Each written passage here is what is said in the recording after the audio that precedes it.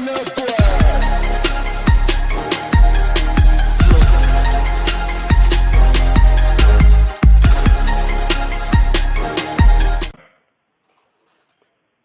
what's up, everybody? Appreciate y'all for joining us. It's the One on One Sports Show. My name is Shawnee, My name is Dante.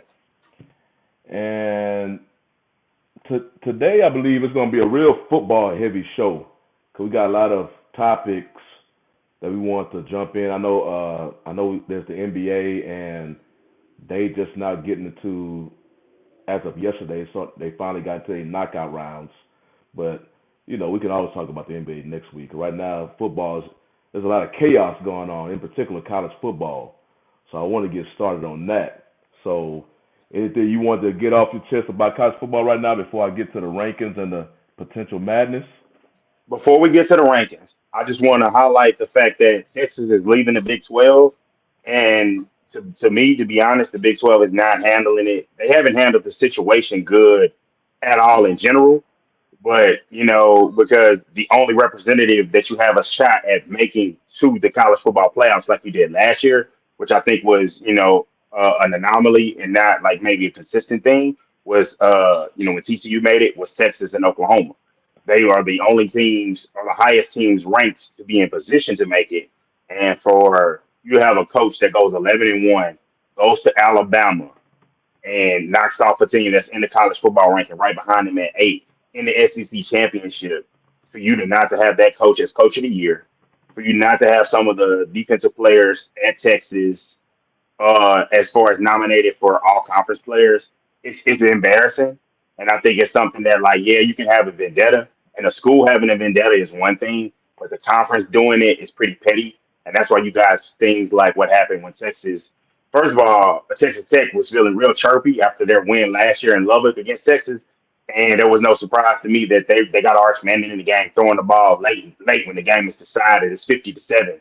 They go on and beat them 57-7 after a late touchdown because yeah, they felt it. They put the Big 12 commissioner on the they put him on the summer jam screen. Basically, he had been talking a lot of noise, and he was there.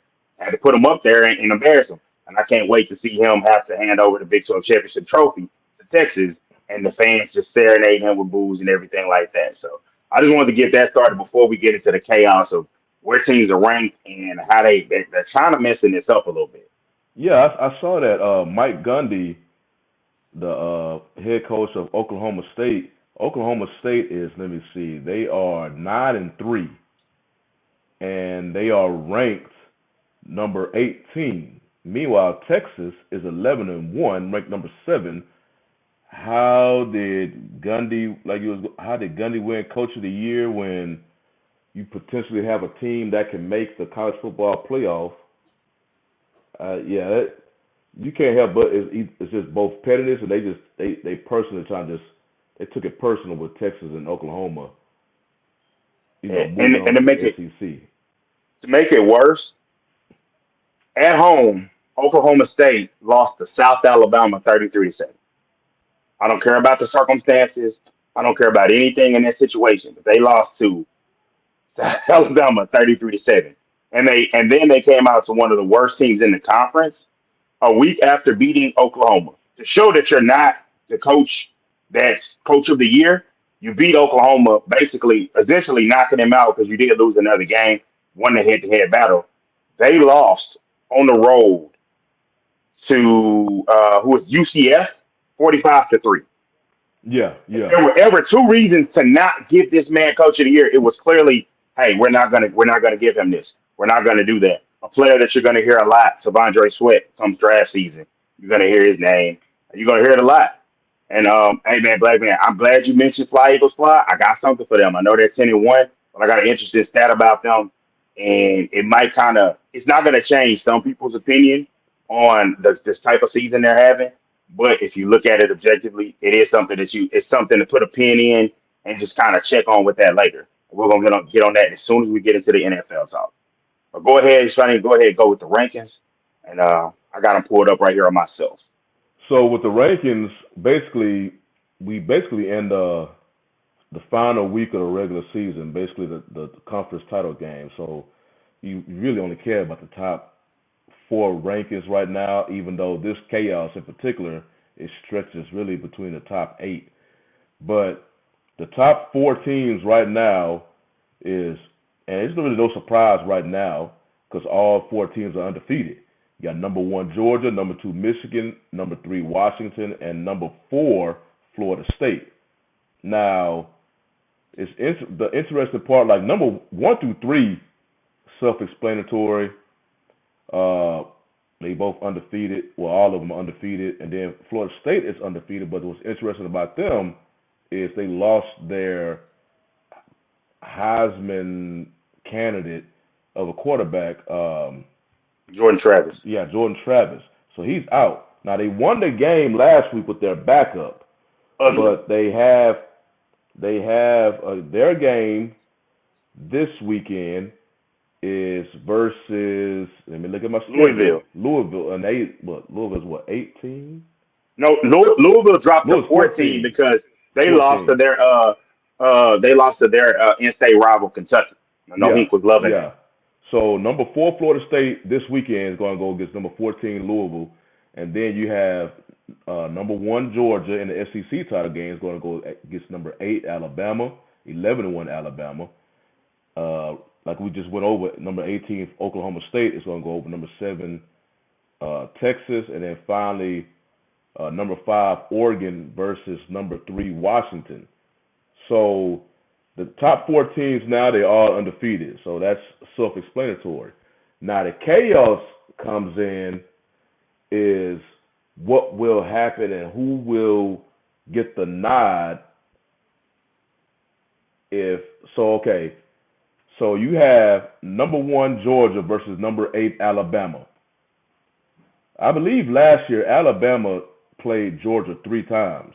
I believe they won the first 2, and then they lost the one in the playoffs. Alabama, I think prior to Georgia finally winning last year. I think that was 2 years ago. Last year in the playoff, Georgia played in that game against Ohio State. I think that's the game they got CJ Stroud drafted. Yeah, but I know that I believe they did beat them in the national championship. So when Georgia finally beat Alabama, I can't remember if it was last year or the year before. I think Alabama beat them like 8 straight times prior. So they had their number. So now you got Alabama who's playing good football, even though they barely was able to squeak out versus Auburn. I don't know what kind of defense Auburn is playing. Rivalry game. You know, it gets crazy, especially since Auburn's little brother. Throw out records on rivalries. It was funny this past weekend, the Black Friday. I remember it used to be Texas versus A&M, but since they 2 different conferences and the beef they got between each other now, it was and it's bad. Texas Tech. It was like shout out to the SEC for putting the schedule right. It's finally back. Now it's not going to be that weekend, but it is going to be on a Saturday, November 30th, 2024. It's already set live in College Station. And I think Texas is going to beat the brakes off of A&M. I think they're going to beat the brakes off of A&M. I think it's going to be. You got it. Oh, nah, but it's crazy because I got something for you. So me and one of my good friends, as we was talking, and he was saying that he feels that if we're both Texas fans, if Alabama beats Georgia, then Texas should, if they win, they should definitely get into the college football playoff because the head part, and then you beat the SEC champ, and the SEC holds so much weight, and rightfully so. But I do not think they are going to leave out Georgia. I think their problem is going to be we're not going to leave out Georgia, and I do think the only way it could happen is if Texas could make it, Georgia too, they would have to drop another team. You're not going to drop Michigan. The chaos comes into play. Okay, say if Oregon beats Washington, Washington is out. You think I think they're out, but only because of their. I think they're out because of their defense. I do think they like Oregon too much because Oregon's like their big ranked win when they put it up there. I think it was Utah. Utah was their ran, and they didn't have their quarterback, and that ended up not looking as good. Whereas none of the 1-loss teams has a loss as good as Texas. And I will say this. Ohio State, I really think it's one of those deals where they just didn't want to drop a team from as high as they were to below Texas and Alabama. But I don't agree with them being there. I think with the other data point, I think it's time for Ohio State to go ahead and drop. I don't think they should be in playoff consideration just because I don't. Basically, the Big Ten is basically a few schools, and Penn State is real finicky in my opinion. It's really Michigan and Ohio State. If you can't beat the other one, I don't really want to see you get in. I don't. I didn't love it when Georgia lost, except for they were so good and they still made the game and they proved themselves right by going ahead and being able to beat Bama. But I don't think Ohio State is that strong. So I do think it should be a winner take all. Whoever wins out of Oregon and Washington, Washington and Oregon, that should be a winner take all. I do think Florida State is primed to lose. I don't think that. I think Louisville. They lost a tough rivalry game again. Throw records out. I do think they have a legitimate chance to beat them, and I think if Florida State loses, they're completely out. I don't. I So almost don't want them to make it because I don't think that's going to be very competitive for them to make the playoffs and basically playing with one hand tied behind their back. so so if Oregon beats Washington, I think we both believe that that will kick Washington. Washington won't have I a think they chance to are. make it in the Yeah, top yeah. four. I think So I think that's now gone. Oregon has potential to be in the top four, and then Hmm. I believe Texas will take care of Oklahoma State. I think Alabama will beat Georgia, but say if they beat Georgia, and then you have Florida State beats Louisville, so Florida State will stay undefeated. They're gonna Then get you will in. have If they win, they're in. yeah, well, okay, so that's the thing. That's the thing. So obviously, if Bama beats Georgia, both of those teams will have one loss, but Bama will run the head to Yeah. head. If Texas beat Oklahoma State, Texas owns the head to head to Alabama. So will that come to play? If Oregon is just a team on the outside, really, because if they beat Washington, Washington will be knocked out, but that won't guarantee Oregon a spot. So if I believe Michigan will win, and I believe Florida State will win. But if Alabama beats Georgia, I believe Michigan will be number one. Hmm. Let me go back. Either Michigan be the number one. I probably will put Oregon. I probably will put I Oregon think as number two. I do. I honestly believe the Pac-12. Why it hasn't it had this year. Take all the other years out. Just this year alone, it's been a strong conference, and I do think the playoff Yeah, spots before they or just go the jobbing for nothing. I think if that game is the playoff spot, I think Michigan is good no matter what. We saw that last year when they lost to when TCU lost to Kansas State, a team in which they respect, which they really respect them, and they should. They're a really good football team.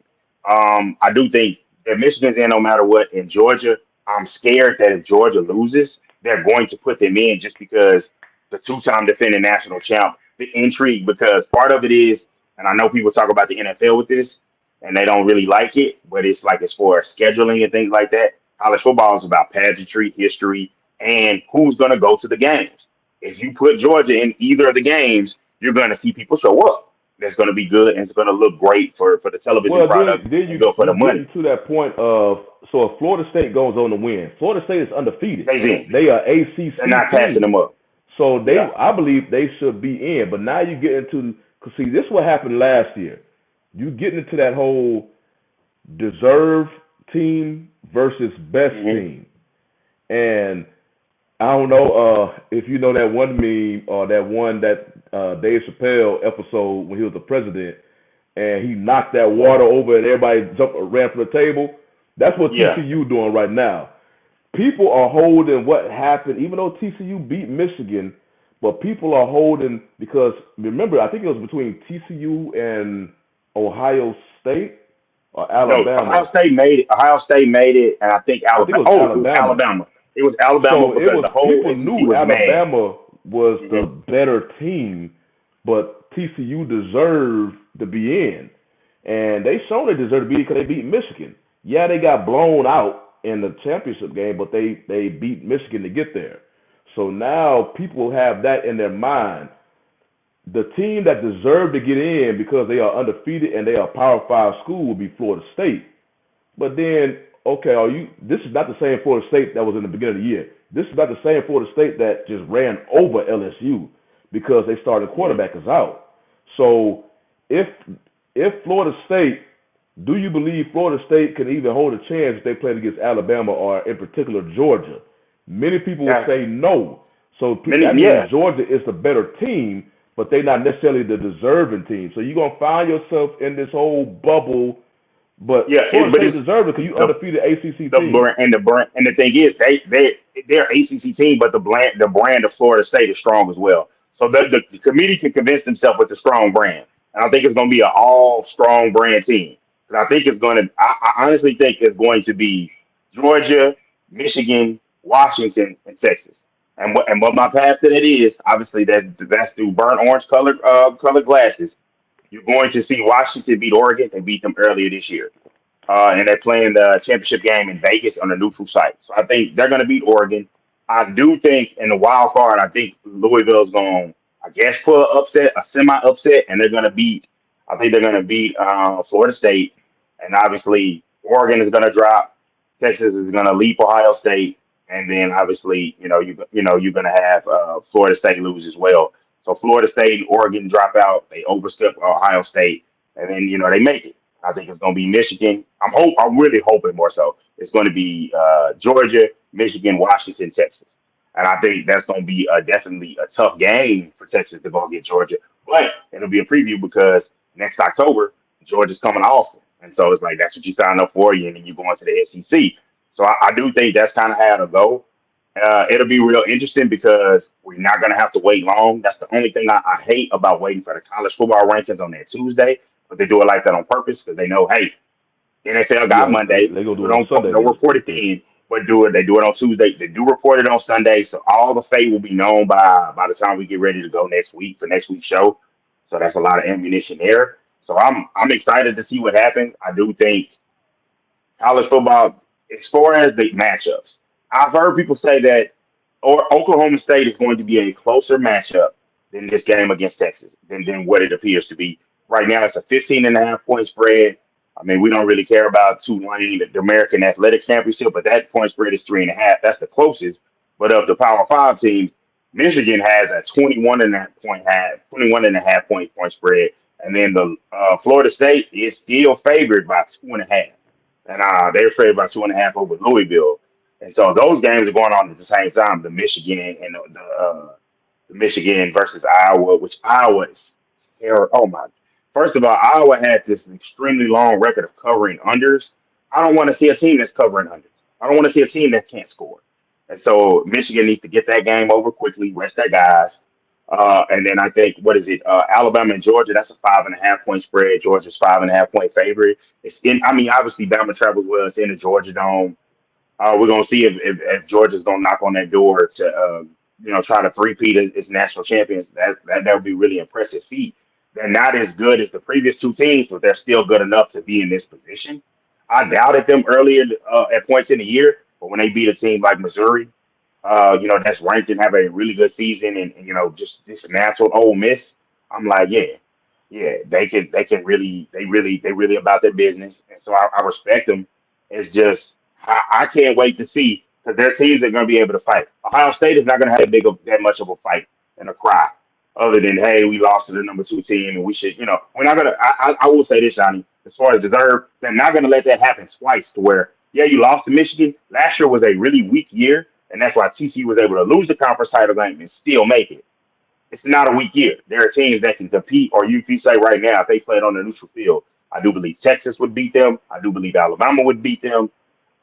Oregon is up there, but I do think Oregon would beat them because they have better quarterback play. Florida State is about the only top tier level team in the top eight that I think that for sure Ohio State would beat. And so I Yeah, just, yeah. we Florida State obviously is see them just that against Michigan. weird They're team. not gonna beat Georgia. And so yeah, Florida State is that weird team. But I'll say this, and I'm not saying that they're that type of team. But do you remember the first year of the college football playoff when Ohio State lost their quarterback?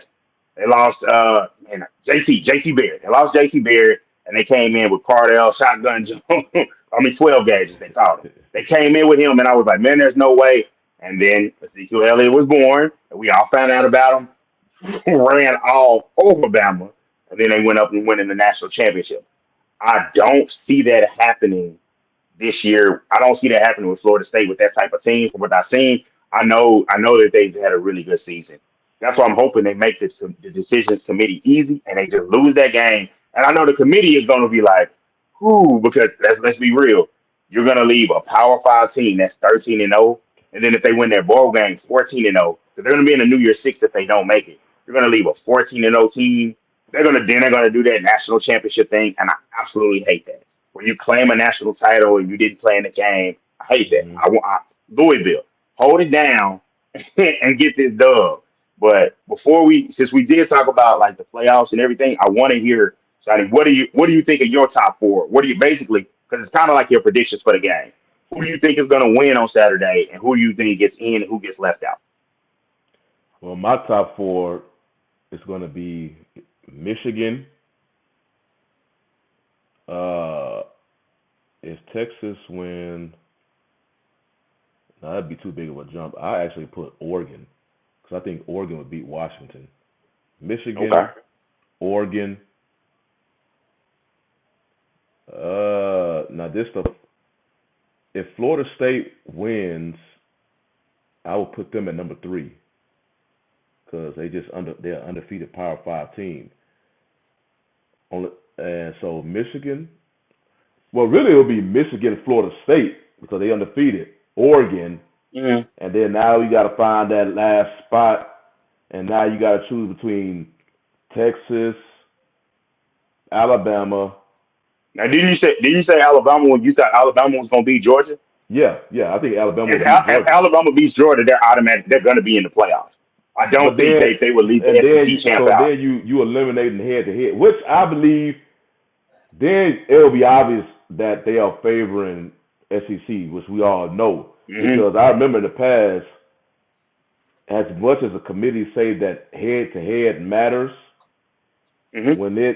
when it comes to, because it's not the first time where it came to, okay, these are two teams trying to go for this final spot, and one team supposedly have the edge because they won the head-to-head battle.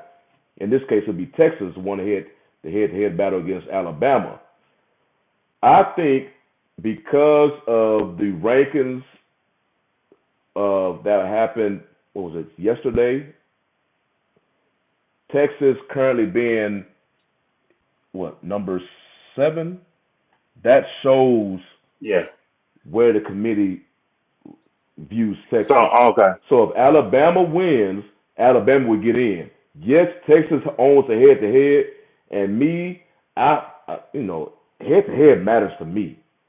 But because it's Texas and then Alabama, number 8, so they right there. So Mm-hmm. Texas, you playing Oklahoma State, who is currently number 18. Meanwhile, they playing number 1. So Yeah. if Alabama wins, they're going to get the jump. Texas just don't have enough, power in that last game to put them on the top 4. They can hang their hat over the head to head, but because y'all have the same record, now it's basically who you playing for the finals in your final game. Yeah. I'm playing Oklahoma State. Well, I'm playing Georgia. You playing Georgia. So they're gonna give them the heads up. That's the one thing that I do think did hurt Texas. I'm not gonna lie. Can't stand Oklahoma. But it would have benefited Texas. It would have benefited Texas if you have the higher ranked team because Oklahoma is number 12. They're number 12 right now. So you would be able to face a higher ranked team and then get your, get your lick back against them, beat them, and then that would be another data point. At this point, you could possibly see, because a lot of teams are playing, so maybe Oklahoma State doesn't drop out of the top 25. At this current point, Texas only has 2 top 25 wins on their banner. And that's what kind of hurts their resume. That's But they can say in in all of college football, nobody really doesn't have as impressive of a win as they have. Now, what you could say is if Oregon knocks off Washington, then hey, I beat an undefeated 3-0 team, and so then you avenge their loss. So, but the Texas not having that data point of playing Oklahoma, I was a little fearful of Oklahoma because they had got it cranked up on the offense and had it going. Defense was still terrible. I was a little nervous about that one because it's kind of like, hey, playing your rival. Yeah, it's good if you beat them, but at the other side, if you lose to them, it's tough. And but real quick, before I get into something else I wanted to make, I just wanted to shout everybody, see y'all in the chat. What's going on? What's going on, Dre? What's going on, Trey Evans? You say you are you jumping on in a few? I feel that. Go ahead, brother. What's going on, Antoine? What's going on, the loves? I see y'all. I appreciate y'all checking us out again. But before I get more, I did talk about my predictions and everything. I want to talk about before we get into the NFL. We got a lot of talk to go there. I want to talk about the Heisman race, and I do think the college football playoff, the Pac-12 championship, will have a heavy hand in winning the Heisman. If Bo Nix, and I know people are gonna get mad, and people are gonna get mad about Bo Nix and talking about the age and things like that. And it's like, man, it's a lot of players that's around his age. It's just a funny joke that people rolling with, because he was a freshman in 2019. He had extra COVID year, but Jaden Daniels is not playing this weekend. LSU, he does have 3 losses on the record, but if you look at his numbers, it's kind of comparable to another person that lost 3 games, and that was RG3. And I'll just say this: Jay Daniels has thrown for 3,812 yards, thrown for 40 touchdowns, only 4 interceptions, and has run for 1,134 yards. And let me see his rushing touchdowns: 10 rushing touchdowns. Right, hey, what's going on? So his numbers are impressive. The only thing that hurts him is, man, Michael Penix. If he's get that last data point to play against the top 5 team and basically punch his ticket to the playoff, he's going to get that Heisman moment. Whereas some of the biggest moments for Jay Daniels, they were very big, but he got knocked out of the Alabama game. He got hurt in that one. So that was one of his times to have a Heisman moment, because normally they like to get the Heisman winners from the teams that are the elite of the elite. LSU wasn't elite of the elite this year. Still a ranked team, still really good. But I do think that's gonna make a difference. I know there's a heavy push for Bo Nix, and they were running it up on teams. And I will say this for Ella, as far as Washington, Michael Penix, let's see his numbers here. He's got 3,899 yards, 32 touchdowns, 8 interceptions. And on the rushing side, he's just wasn't a factor like that on the rushing end. He doesn't have any notable thing only 3 rushing touchdowns, so 41 total TDs. If he comes out and puts out a performance, I do think he does have a chance. Bo Nix, I do think if Bo Nix wins that game and plays out of his mind, he's gonna get the Heisman. I do think he's gonna get it, even though it's a historical season from Jay Daniels, and it's just terrible that the LSU defense was all time historically bad, and they had an all time historically great defense. Bo Nix has 3,906 passing yards, 37 touchdowns to 2 picks, and on the rushing end, he does have 6 rushing touchdowns. Only has 159 yards with the 6 rushing touchdowns, so a total. The total TDs, he has a lot. There's, 43 total. So I don't know. I think it's going to be an interesting race. Jay Daniels, I think he's going to be a finalist. I think Bo Nix is going to be a finalist. And I think Michael Penix is probably the other finalist. So, Trey, man, I appreciate you jumping in, man. I see Anton, he made a comment about Bo Nix. Bo Nix was at Auburn before coming to Oregon. Penix, he was at Illinois before, not Illinois, Indiana before going to Washington. I think he got into Washington in 22, and he was in Indiana for 3 seasons, 18 through 21. Yeah. So he was basically in Indiana during the COVID, and then once I guess the other side of COVID, that's when he was in Washington. But yeah, I think because it's kind of similar on the NFL side. I think Penix, if he wins, and of course Washington will be a top 4 team going to the playoffs, that will put he basically be the Heisman. I know Daniels, he's been balling, but them three losses he has, the spanking that he took versus FSU, and then of course the one Alabama, it's Penix will be undefeated. So as much as Daniels has been balling. And I believe when you mentioned the numbers, I think Daniels has better numbers.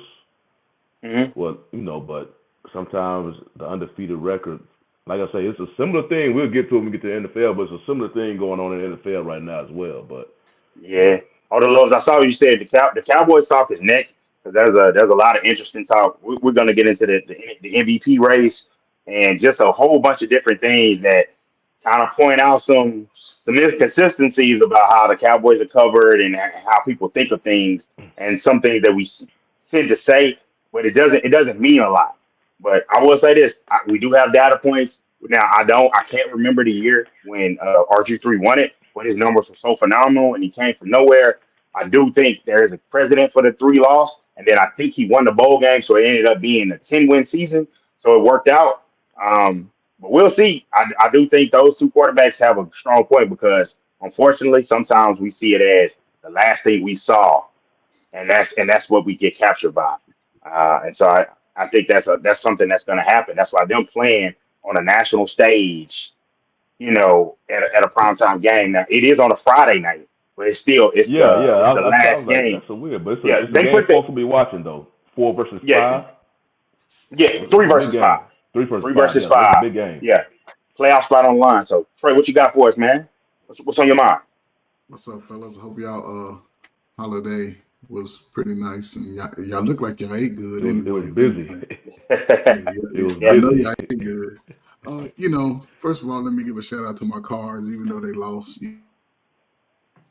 Oh, Oh, I'm sorry. To be able to come into a season like this, maybe you know, with a new head coach who played at a high level at the University of Louisville and come in and do the things that they did for this year, it's a lot.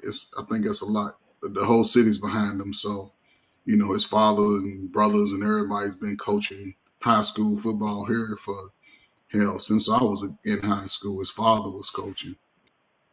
So they've always been a winning family as far as coaching and having winning teams. So I think they'll be all right over the next couple of years. I think the most important thing after this year is just sort of sustain that high level of play. The 3 guys with the Heisman, which y'all talking about, I think it's pretty cool that, at least for now, I don't know how long the NCAA is going to let this go where players are going to be able to move like they were able to move and gain an extra year. So it just shows a lot of the maturity of these guys, and it just shows their talent even better because when was the last time we ever had this many brothers who are really shining at the quarterback position for Power 5 teams? So I think it's really cool that they even going to be there. Hopefully it's just all of us there anyway. But we'll see. It's still, bowl games and championship games to be played. So I think it's going to be pretty much laid out this weekend who's going to probably win the Heisman. I had high hopes for that boy from USC because he seems the most ready for the NFL to me, just based off the way he moves around in that pocket. But everybody else Head is playing at coach, a high his level too. his head coach and his defense let him down. And you can Yeah, see, he I know was they was weak getting into him defensively. about Yeah. crying and stuff, but he has so much pressure on his shoulders. And I yeah, hate that cameraman that kept that camera on him. It's like, dude, let that guy have an emotional moment. Like, golly, like, because to be honest, he better than me. After they lost it and they were officially out of the playoff race, and then hmm the next week they still could have technically won the Pac-12 because they only had, I think they had one Pac-12 loss, but they had lost the game to Notre Dame.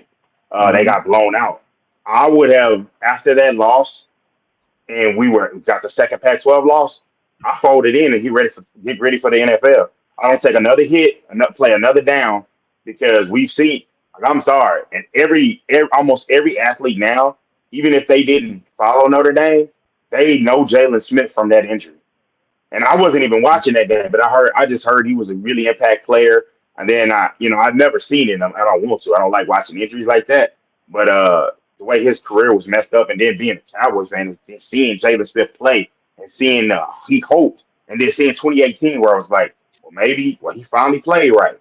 He finally looked good, and then he took that deal, and it just went down because I think behind his head, he knew he wasn't ever right. He's still playing, but he's not. He would never return to the form and the potential that he had.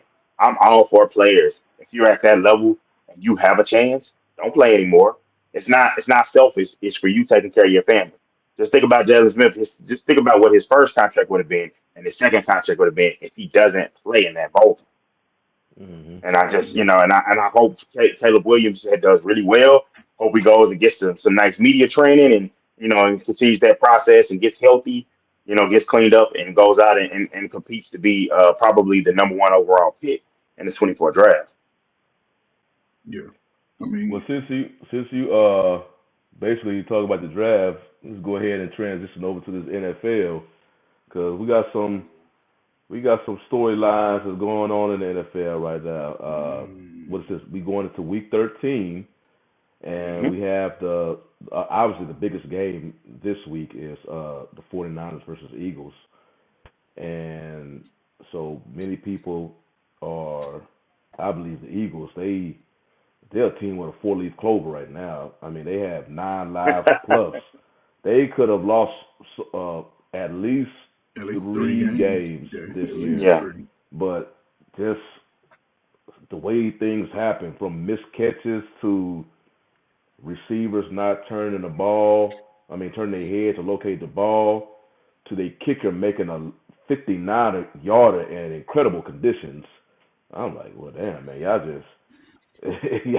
just be squeaking by Yeah, to a team that Yeah. was able to score on them, but for whatever reason, decided to play for overtime instead of go for the win when they offense was cooking. They said we're Cooking. gonna go yeah, for overtime. They gave Philly a chance. yeah, So I'm like, hey, I got a Eh, four-leaf clover yeah. because teams are I, just making decisions to keep y'all in the game. That was eh, Washington. yeah. And you wanna hear something interesting? I want to ask you, gentlemen, and anybody in the chat, do y'all know what like the how percentage wise, if you were in a one score game in the NFL, a parity league, do you know what typically how many of those games you win? Unless you're the Vikings from last year, they was undefeated in one There you scoring go. games. There you go. So typically in one score games, those are 50-50 deals. And what how Vegas, people that look unbiasedly and analytics look at it, they look at it as, hey, you get a break here, you go to break there. I think it was I don't want to mess up the theory, but basically, team like the Vikings, I want to say this, when they went 11-0 on those one score games, they look Hmm. at that as luck. They look at that as pure luck. And now if you look minus the Kirk Cousins injury, but even before his injury, they yeah, had a really rough record in these because they kept having those one score games and they were not going their way. And that's because statistically that's how it goes from one year to another. That's one of the biggest indicators that not only Vegas but the analytics can look at it and say, hey, this team kind of there's something not right about them. They're not winning those games.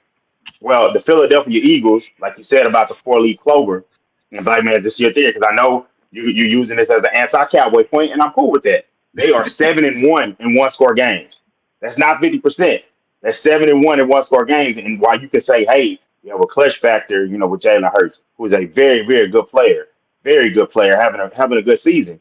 They are not the same team that they were last year, but they're still finding ways to win. Well, if Hmm. you look at it now, and I want to say this as far as his MVP case, I'm gonna give his numbers: 23 total touchdowns, 2,842 yards, 10-1 record. So he's definitely gonna get MVP votes. But do you want your quarterback turning over the ball this much? As an MVP, he has 11 total turnovers, and so that's his stats. I will give one of the other MVP candidates stats later. I'm gonna focus on the Eagles right now because they have a matchup that while they're 10-1 and they are at home, I do believe that they are. Let me get the correct numbers. I think they are underdogs this week at home, and yes, they are 3-point underdogs this week to San Francisco.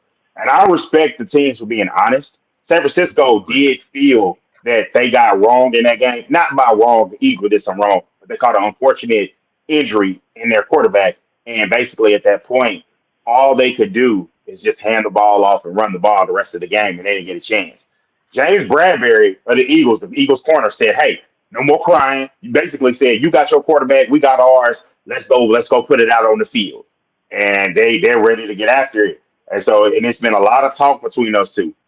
As a Cowboys fan, they're both my enemies. So it's kind of like, hey, now I'm not gonna lie, I would love the Cowboys to win the division. I've almost all but given that hope up because in this gauntlet that the Eagles have had, where they faced they beat us, they beat the Chiefs, they beat the Bills. Now they got the 49ers up, and it's just like, man, I hope they lose, because that'll help us out. Because if they lose a game and then we play them at home, which we've been, haven't lost a game at home since the start of last season, I think that'll be interesting. But man, just how physical that game is going to be, and how would the I won't say the level of quarterback play other than Hurts.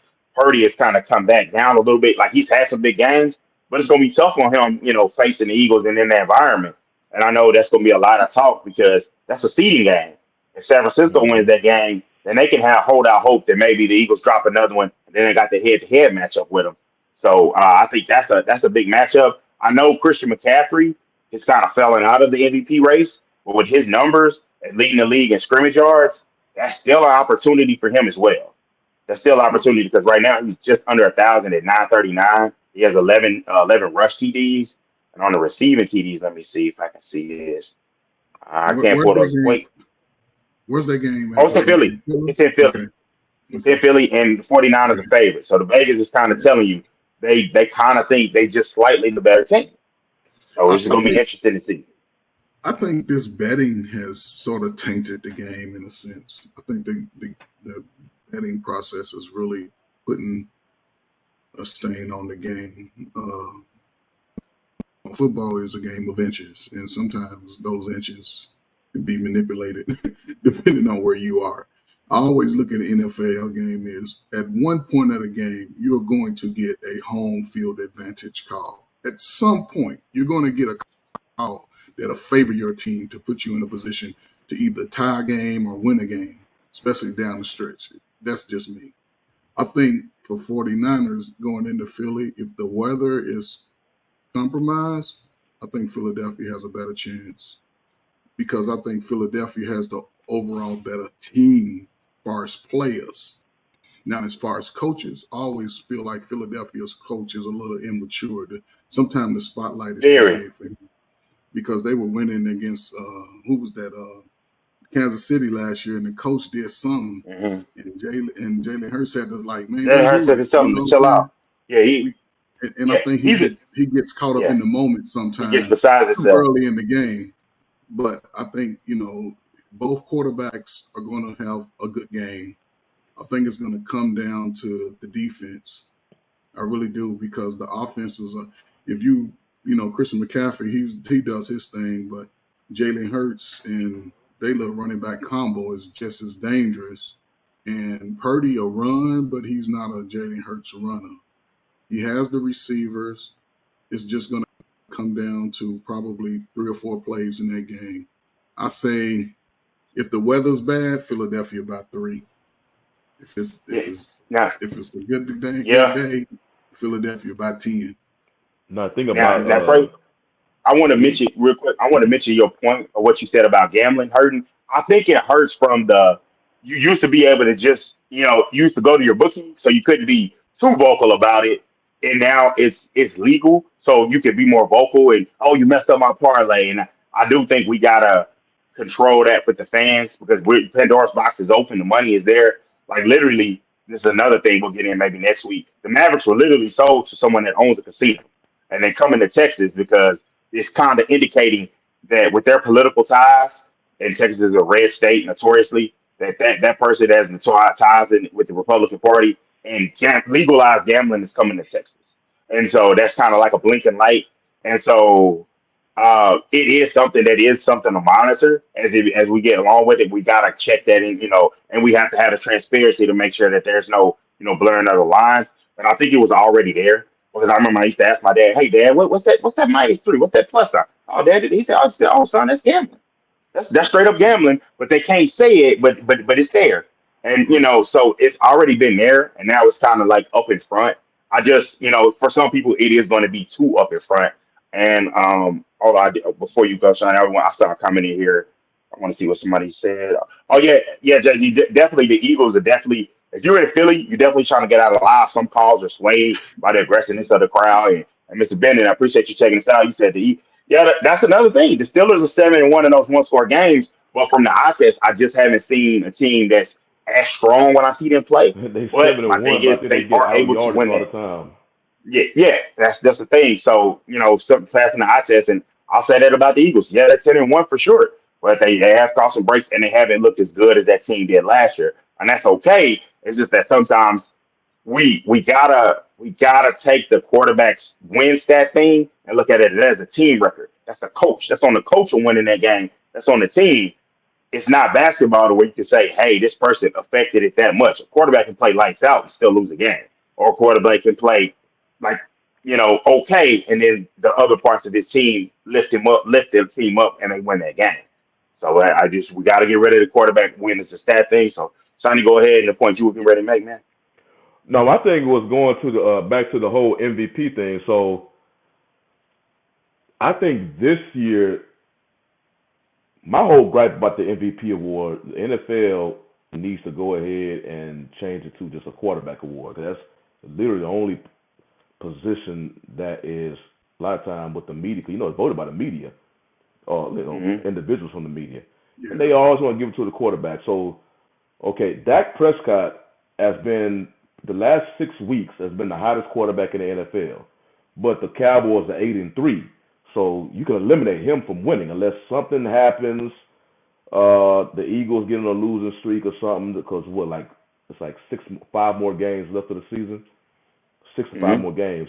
So if something happens, but currently they're 8-3, so you can eliminate Dak. So Hurts has not even been the best quarterback the past 3 games.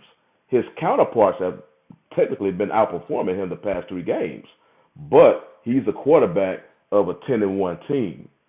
Mhm. And right now, if you just looking at the quarterbacks right now in the NFL, I mean, Dak is playing hot. You got C.J. Stroud is playing hot, Very. but there's really no quarterback that's a stamp, having a stamp Mhm. of an MVP season. So now you just by default you looking at the QB on the best team, and Yeah. I believe And this that's year, where it gets kind of in trouble there, yeah, because that's gonna be weird because why you making this point about that? Why his team is 8-3, which is a really good record. He does have a tough stretch coming up where I know, and I want to add this for the people that are against the Cowboys. I need you to speak now, or forever hold your peace. How do y'all feel about Seattle? Because Seattle is 6-5.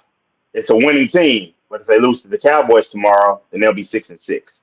And so I need, and then if that's the case, I mean, do we take away from San Francisco blowing them out on Thanksgiving? Because it's kind of oh, like we lost Dante, Oh, yeah. look like but we lost him. I'm back. I'm sorry. Yeah, they're a good team. They're a good team. I feel like Seattle. They're just in a tough stretch. I don't think you could take. I think sometimes look at it like we were just talking about the one score game.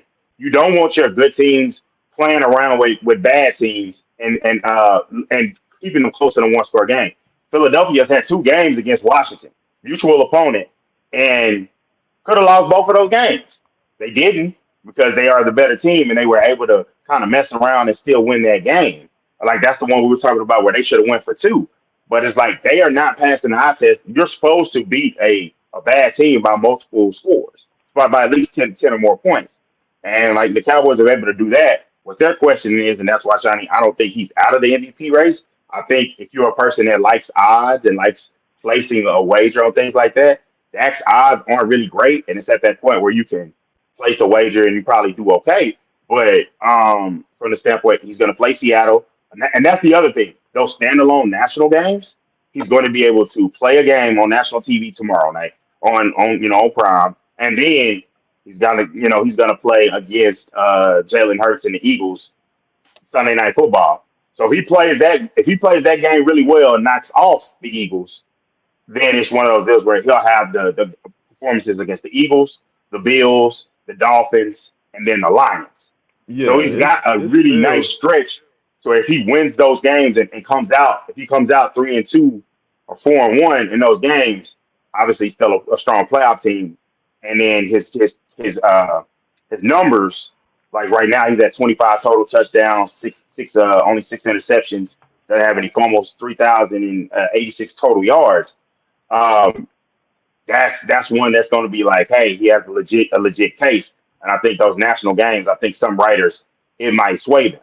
Now in Vegas, they definitely have Jalen Hurts right now as the yeah. leader. Jalen Hurts is the favorite because, and it's not really about promoting Dak to be MVP. He just Dak is just playing the hottest at his position currently, but because of his team's record, currently he's not leading MVP candidate. Yeah, he's But not. He's Hurts not. is because he's 10-1, and this is basically showing like Hurts is not, because you can even push Dak aside. The last 3 games that Hurts was playing, his counterparts was outperforming him. So I Yeah, believe that this year it should be more of an argument to allow more non-QB positional players a Tyreek Hill. chance to win an MVP. But Yeah. unfortunately for that, non-QB positions, they basically, you got to have a record performance season to even be considered for an MVP. That's just basically what it is. Yeah. Once And they, yeah, go ahead, Trey. no, I'm just saying, once they put it in a small group of voters' hands, people are dazzled with the bedazzle. They like the bedazzle. The quarterback is the bedazzle position. It doesn't matter if a defender, let's say a defensive, if Parsons gets 42 sacks, he'll be run up.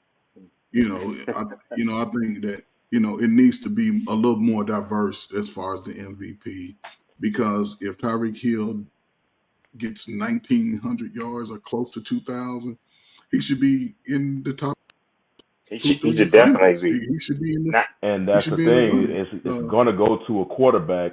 And that's why we're Right, saying, okay, get rid of this MVP, because we know right, y'all not MVP is most valuable player, but it's right. really you ignoring Most 10, valuable 10 quarterback, or really MVQ. 21 more positions, starting positions on the field. You're only Yeah. looking at one that's eligible for this particular award.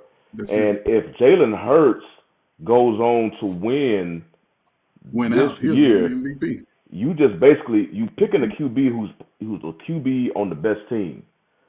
There's QBs that's been outperforming him throughout the season, whether they're on the streak or even in the games that he was personally playing. But because his team is 10-1, like we're saying, Eagle, and they found various ways to win these games, and that still doesn't entice you to go look at non-QB positions for MVP award, then okay, then that guarantee, okay, this is a quarterback award. So change it from MVP to most valuable quarterback and so on. So, we won't be looking at these other positions that are performing well for their respective positions, but they won't have a chance to win this MVP award because you want to give it to a quarterback who's, quite frankly, is not. I mean, he's leading his team to wins, He's played. He's but played okay. he's not producing the numbers that generally, if a quarterback wins this award, their numbers will speak for a little bit. It predominantly will speak, but whether it's Dak, Stroud, as far as quarterbacks who are on his current hot streak, or when Hurts was getting outplayed by Josh Allen, he was outplayed by Patrick Mahomes, and he was outplayed by Dak when he played against Dak. It was like, his team won the game, but now you just, by default, you choosing the QB on the best team. And if that's the case, then we go ahead and change it to what we all know, that this is not an MVP award. This is an MVQB award. So, what's up, Mr. Bennett? Hey, good evening, gentlemen. How are you guys doing? Fine, I'm fine. doing good, man. All right. Feel like a tag team here. It's the two bald-headed brothers here versus the big dudes from Texas there. So tag me in, Trey. Let's go. So what you think about this whole MVP talk as far as currently at week 13? And I believe Dante just mentioned right now Hurts is the favorite, and I Right. forgot who. I believe it's Hurts, Mahomes, Tua, and I think Which Dak is and wild. Purdy Dak is 4. are the Yeah. same I think odds. he definitely fell off. Yeah, I definitely agree that having this as a mostly a quarterback award is certainly misleading. I mean, look, I'm a defensive guy. I think TJ Watt, for example, he's tied for the league leads 11 games in, and he's got 13 and a half sacks. He may break his own sack record in the all-time a single season sack record. And, he's definitely the glue that's been holding that team together. Again, the reason why they've been able to win so many one-score games is because that defense has definitely stepped up. Now, again, I'm a bit more optimistic. They fired their offensive coordinator, and they're splitting the duties. And they for the first time in 50-something games, they accumulated over 400 yards of offense.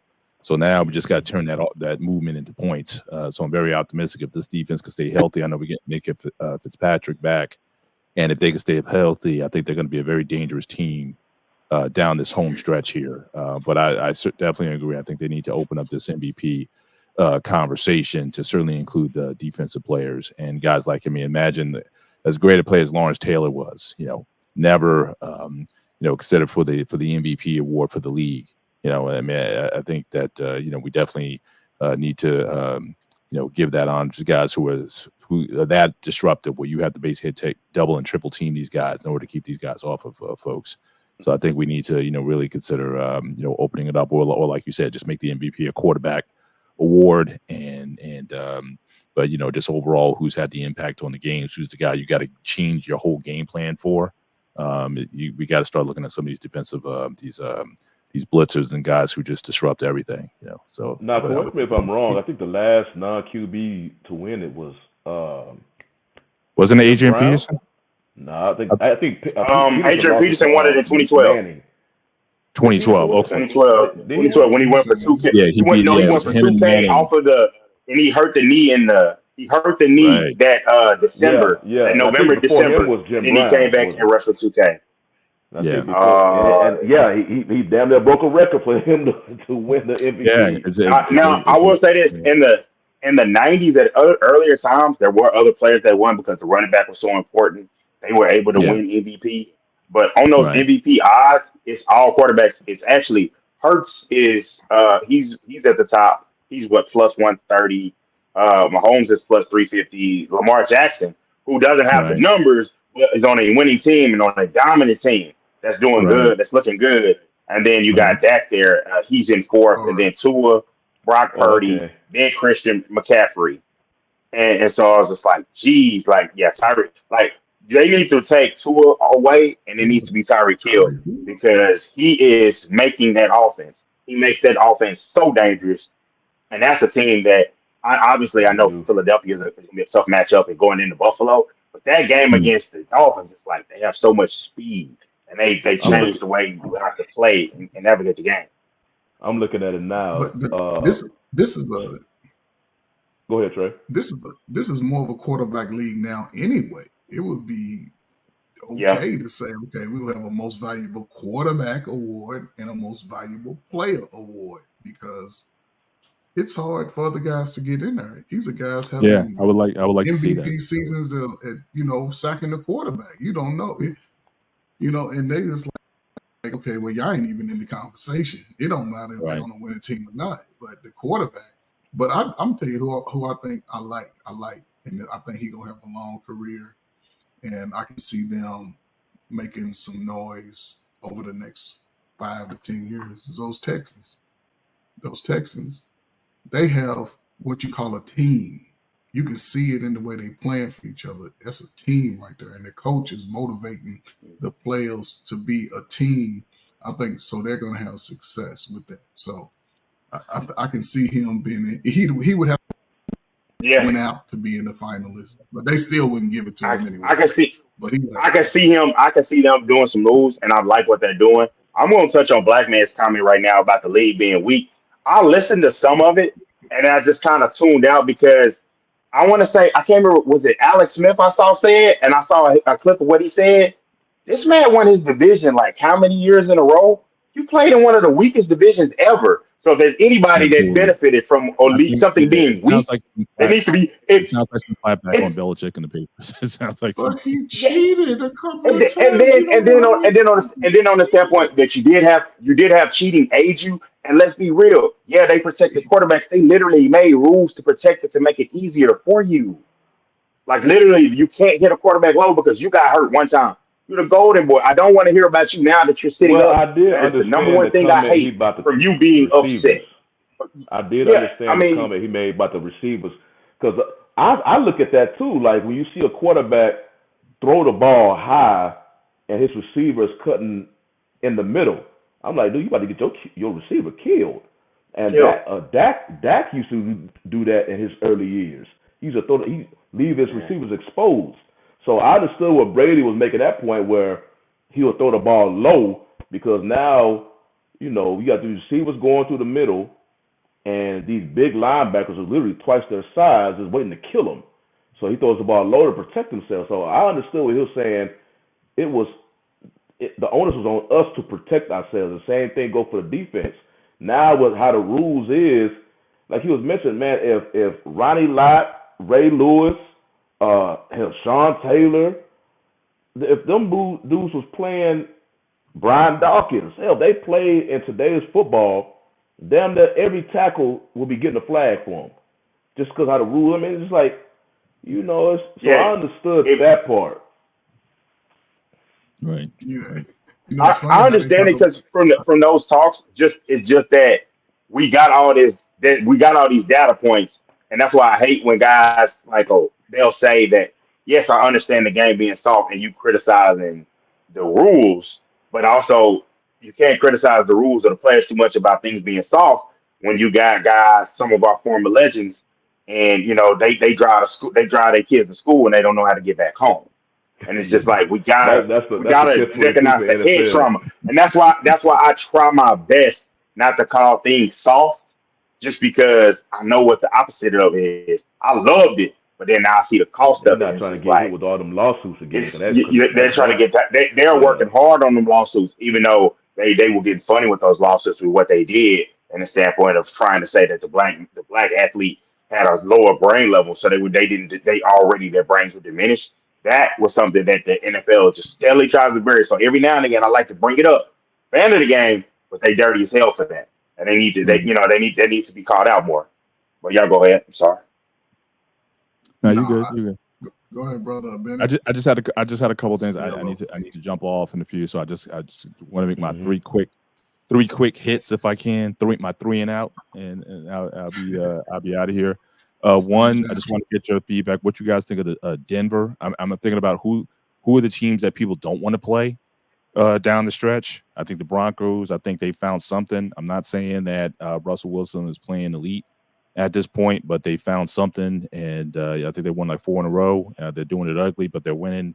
So that's a team. That South Division is pretty weak. Kansas City. Again, they should have some games that they should have won. I mean, their receivers have certainly let them down. But, I think, Denver might be a loose cat. And, I don't know if they'll make the playoffs this year. But, certainly is that team I think is definitely on the rise. So what you guys think about that? Funny you mentioned that because I made a post about it on the internet. I'm like the same energy that people was giving Denver last year and early this year because of the way they was losing. I mean, you got to flip that. They were currently on a 5-game win streak. And they are on, poised to create chaos in this AFC playoff standings. Mm-hmm. So their defense find something, so they clicking. It's like you said, they not winning big game, but they winning ugly, but they are winning, and they are scrapping, and they are making you work just to hang in the game with them. So, and they won some. I guess people like to talk about the Cowboys and the teams they beat. Well, Denver beat some quality teams. So you have to respect them once you get on that field with them. So the same energy that people was getting to bash the team, especially after they got hung 70 points by Miami, you just see it just shows that how players, and I give them extreme credit for ignoring the noise from the outside and still going out and handling business on the grass. When all said and done, when they on that field, they handle their business right now. So the same energy people gave them back then. Hey man, you gotta flip it now because that team right now is playing some good football. Like I say, 5 in a row is no joke. Yeah, I think they got a shot at the playoffs. They're gonna create. You look at the rest of their schedule. They create chaos. So they beat the Chiefs. Like I said, they're in the. They played themselves into the mix for sure. Whether they keep it going or not, we don't know. I mean, Buffalo's up and down. You don't know. So I don't think that they'll catch Kansas City for a division title, but there's going to be a lot of guys who Texas this week. 7-4 and 6-5. That's gonna be a So big that's game. That's That's gonna be a telling. big game. I think That's Russell a Matter of Wilson. playoff fact, it got spot. flex. It got flex. So even the NFL recognizes it's gonna be a game. It got flex. Russell Right. Wilson is the key because if you think about it, any quarterback in the NFL right now, Russell Wilson got the biggest pressure on his shoulders. Why? He's getting dogged in football. He's getting dogged in social media about his wife. He's dealing with the most pressure. And I But think he's the put it. But philosophy. look, wins heal a lot of take a lot of What that I'm stress saying, off. So. to be able to come out of that, because remember early they was complaining about him sort of wanting to isolate himself from the rest of the team. Oh yeah, diva. I think what Sean did, he's like, no, we're a team. He put them all in there together. Yeah, he had and his now own he's office, able to. which I never heard of. He's able to establish relationships. People can bring out your little energy, and you establish bonds now. People want to get to know you, and then you get to know them. So you establish that, and I think that's what's making Denver sort of click right now. I think if they can ride this out, you never know. Russell Wilson could be in the MVP mix if they Black win man, out. how you slide up on here? Man, What's listen, going on, man. man? Hey, what's going on, y'all? Man, I'm gonna say this, bro. Okay. Look at the. I just put in the chat, man. They signed up for this life, man. Man, I'm telling you right now, they opened Pandora's box because the other day on ESPN, I know you probably saw it, Shawnee, where they're now the NFL will be discussing rules on pulling the quarterbacks down by the waist. Yeah. So this is what Richard Sherman and Skip got into it about. Like, what do you want the players to do? You can't hit them up top. You can't hit them down low. Where you gonna go? Like, what is gonna happen? Matter of fact, that's how Dak broke his ankle because they're going too him far down from behind. Oh, you talk about that one tackle. You talking about the hip tackle that they do, the hip drop tackle.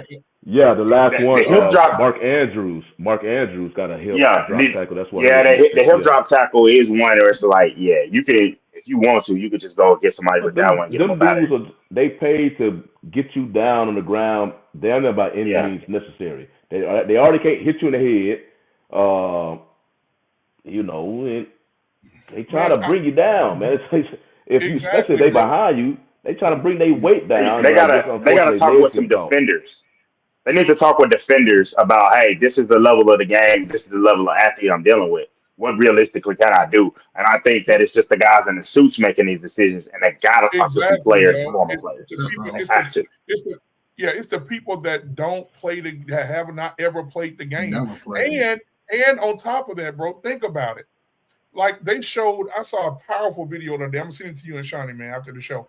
Of they asked the Steelers coach, they said, hey, what was your best defense that you've ever seen since you've been the coach?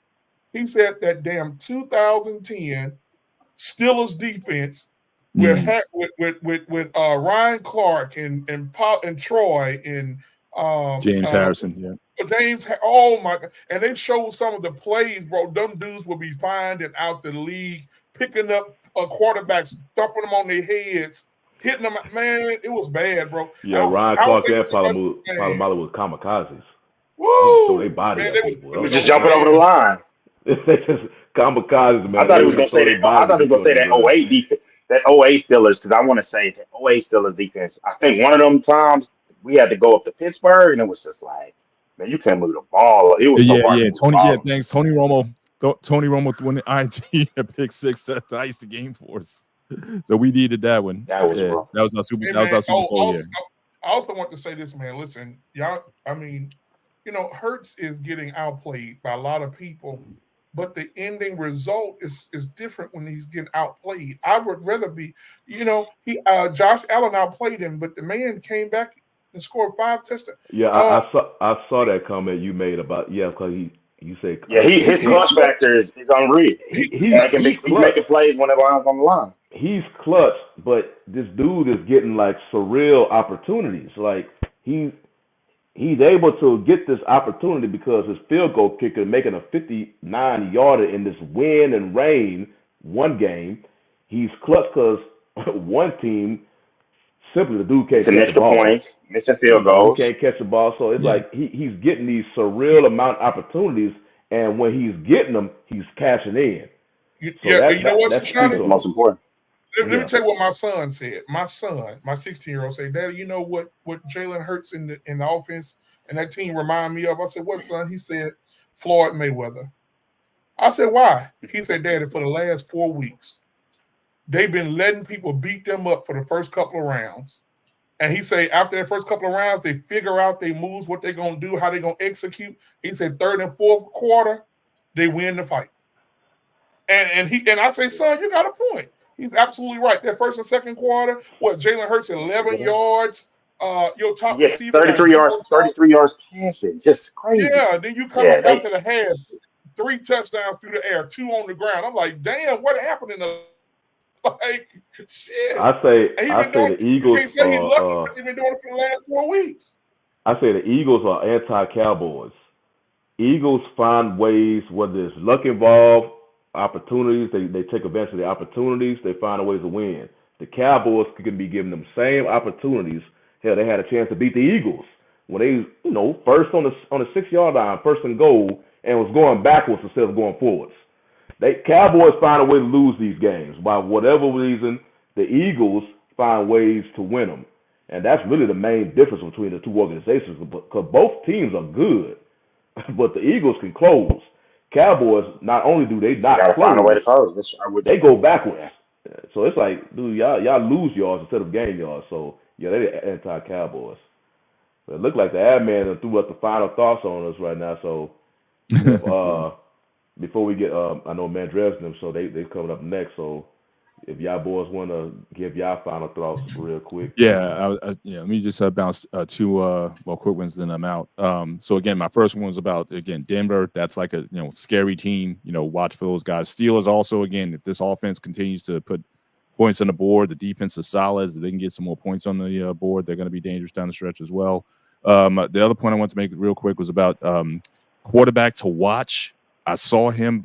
We played against him, and I saw he had the upset win against the Lions last week. I think the Packers have their guy. I'm in love. You like? I'm in love. I'm in love. What can I tell you? I'm in love. It's coming. He's coming. I'm saying, give him some more weapons, give him some more tools or whatever. But he's got that moxie. He's got the swag. He's got the skills. So, but next year, it won't be so far-fetched. He might be a top 10 QB in the league next year.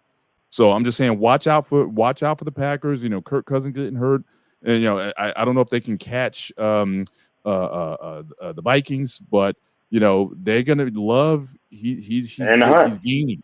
He's going up. So I'm saying that's gonna be. He might be the next one out of the Favres and the Rodgers.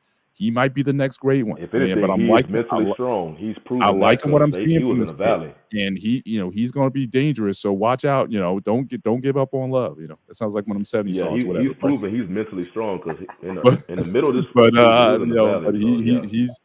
He's showing me a lot, Moxie. And before I bounce again, got to throw in quick boxing commentary again. This has been one of the best years for boxing. And December's closing out strong. We got December 6th. We got a lightweight 140-pound showdown between Devin Haney and Regis Prograis for the 140 title. You got this nice group of guys. You got Tank Davis. You got Devin Haney. You got Shakur Stevenson, even though he didn't have a great outing. So you got a lot of fights to be made at that 135 and 140 division. And then in December, you're going to have a heavyweight showdown where you're going to have Deontay Wilder and Anthony Joshua on the same card in Saudi Arabia. That's setting up the winner of those two are going to fight Fury and Usyk next year. So we're going to, finally get this heavyweight situation. Fury lost that fight, Mr. Bennett. What's that?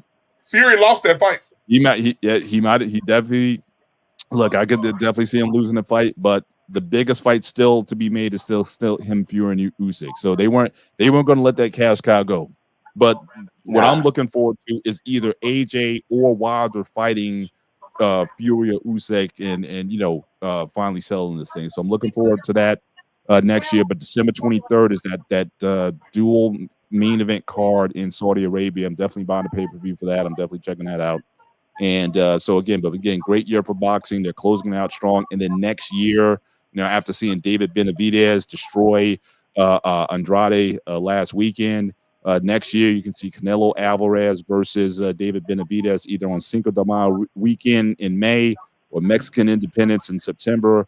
But that's going to be a mega fight, multi-million-dollar, superstar fight right there. And you could be seeing the next guy. David Benavidez is a beast. He's a monster. And he could be the face of boxing next year. So, well, Mr. Bennett, you're a praying man, right? Yes. Can you pray for the Lakers? I just wanted to put that out there. Pray for the LeBron. Listen, I'm a lifetime. Hang on. There's some bridges I can't cross. I'm a lifetime Celtic fan. So the Lakers, that's like our mortal enemy. So I can't wish any good. It took everything I had to be happy for LeBron that he got the scoring title last year because I love LeBron James. That took every ounce of that took everything I had. I don't have anything else to give to the Lakers at all. Yeah. LeBron James. I feel the same way about the Celtics. Yeah, LeBron James and always down. I mean AD. I'm sorry. AD, man. Hey, but if you can, we need some prayer for them Saints, man. They were supposed to win it. They were supposed to beat Atlanta, man. I don't know what's going on. Hey, man, don't say you said you always start shit. Brother Bennett, before you go, I have a question for you. And you seem to be an avid fan of boxing. Did you very much so dabble in boxing yourself? I've never dabbled in. I've been a lifelong fan since as long as I can remember. So I grew up in the 80s with Leonard Duran. I was on the tail end of Ali's career. But but then Mike Tyson era. I mean, that was it. I mean, growing up in the Mike Tyson 85, 86, Mike Tyson coming up, that was like the greatest thing ever. So very much into the sport. I can talk about boxing all day. I still favor that over MMA. Boxing at its best beats MMA at its best. I ask any MMA aficionado, name a memorable MMA fight from 10 years ago. You can't do it. But I can go back and look at all the famous boxing videos. I can look at, all the great fights, the fights that we've had this year. We'll be talking about these fights 10 years from now. So, again, boxing will always be number one as far as the combat sports for me. And but I love talking about it anytime I get a chance and anytime I get to throw something out there. But I'm telling guys, check out boxing. I know MMA is, they garner some attention and whatnot, but it seems like they're getting more attention from who's in attendance rather than the fights themselves. So, this is a great time for boxing, and hopefully they don't mess this up. And now just, on the side, now they're moving to Amazon and Netflix. They're going to be carrying boxing because Showtime and HBO, which I grew up on, they're getting out of the sport.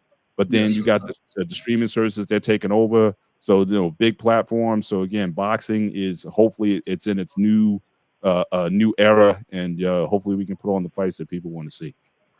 Absolutely. Hey, wait, guys. Hey, y'all have a good night, man. I appreciate y'all for letting me come up and talk shit to y'all. Oh, Cowboys will lose tomorrow. And I'm calling both of you. Man. I'm calling both of y'all in. As soon as you if they win, don't go to sleep. If they win, don't they're gonna smoke the Seahawks, man. Smoke. At home, man, we strong, man. Yeah, if they win, don't act like you sleep. Don't let me look at the phone and see a do not disturb on the Straight to voice. I'll see y'all next week. I'm gonna call Sean. I'm gonna call these guys tomorrow when the Cowboys. Y'all have a great night. All right, man. On that note, we gotta get out of here, man. Appreciate y'all, man. Peace. Peace.